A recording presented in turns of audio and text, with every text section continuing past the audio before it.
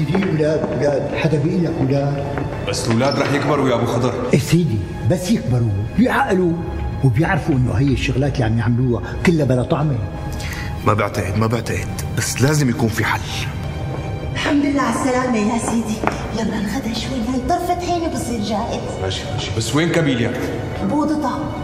استعجلي شوي ماما. يلا ما نطول، يلا.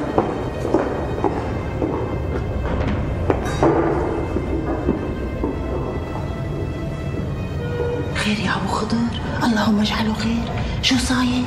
اليوم نحن جايين شاف مظاهرات على باب الحاكمية، بس مو تلك العادة، عم ينادوا بدهم فرنسا تطلع من البلاد. انتزع مراءه على الآخر. يا المظاهرات ما هديك من لما فاتوا الفرنساوية على البنات. شو عدا ما بدها لنا.